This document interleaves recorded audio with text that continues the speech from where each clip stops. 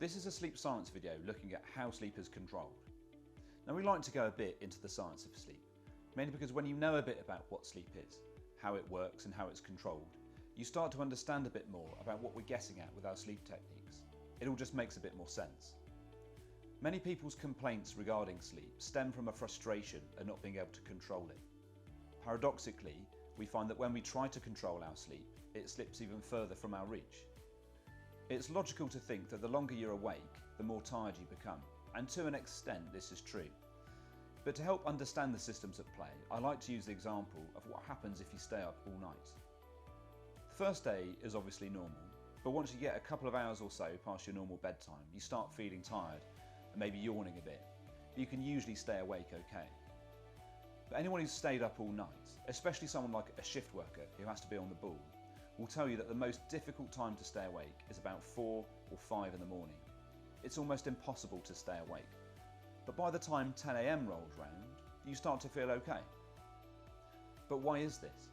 By 10 AM, you've been awake longer, but for some reason you're no longer feeling so tired. Clearly, the amount of time you've been awake isn't the end of the story. There must be another factor at play. And there is, and it's called the circadian rhythm. As humans, we're very reliant on light to carry out our activities, and so we've evolved to be more active during daylight hours and rest when it's dark. This fluctuating cycle of wake and sleep is governed by an internal body clock known as the circadian rhythm. Circa means around in Latin, and dia means day, which is where the word comes from. The length of the cycle is just over 24 hours, and so it's constantly being brought back in line by external stimuli called time givers, and the most important of these is light. The reason your circadian rhythm is longer than a day is so that there's a process through which your internal body clock stays in sync with the external environment, which is the constant changing of the seasons. Otherwise, it might be that in March you're waking up at dawn, which is great, but in October, when the seasons have changed, you might be waking up at 3 in the morning. Going back to the idea of being more tired the longer that you're awake, this is called the adenosine sleep drive. Adenosine is a chemical your body makes whenever it's awake. The adenosine accumulates, and the more adenosine you have, the more sleepy you feel.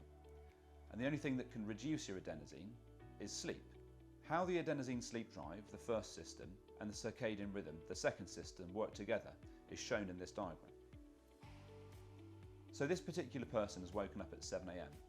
You can see their circadian rhythm, the white line, kicking up through the morning, making them feel more and more awake, before starting to take a downturn later in the afternoon.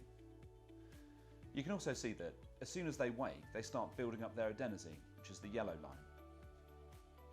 When the circadian rhythm starts to drop low in the evening, it coincides with a high adenosine level, which means the person develops a strong urge to fall asleep. And this occurs during the lowest levels of the circadian rhythm, which we would call the sleep phase. And during sleep, you can see the adenosine levels fall. Just before 7 AM, the circadian rhythm starts to pick up again, and the person wakes up. Not everybody's circadian rhythm dances to the beat of the same drum.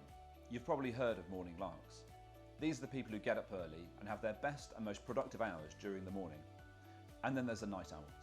These are not morning people, but they're more productive later in the day or even during the evening hours. These patterns of wakefulness are known as your chronotype, and it actually shifts throughout your life. Teenagers are quite famous for going to bed late and getting up late, whereas older adults tend to feel the urge to sleep earlier in the evening, but then also get up earlier. Despite what you might have read, there's actually no standard number of hours that humans need to sleep. It varies with each individual and also changes across the lifespan. So teenagers generally sleep between 8 and 10 hours per night, and for adults it's usually between 6 and 9 hours. This quantity drops a little for older adults. There are some people who are okay on 4 hours, but this is very, very uncommon. Whatever your particular sleep need or chronotype, it is the same interaction of the adenosine sleep drive with circadian rhythm that controls healthy sleep. Disrupting the natural flow of either system can affect both wake and sleep. For example, you can foresee what might happen if you followed a routine that exposed you to light, the circadian time giver, at irregular points of the day and night. Or if you chose to nap for 2 hours in the afternoon and so prematurely drop your adenosine sleep drive, so when you get into bed at night it's really low. Or if you got into bed too early, when your adenosine sleep drive isn't very high. In all of these situations, you'd find it very difficult to fall asleep. This is the thinking behind a lot of what we do in the Insomnia Centre. We find ways, routines and practices that can help your adenosine and circadian systems work for you, not against you.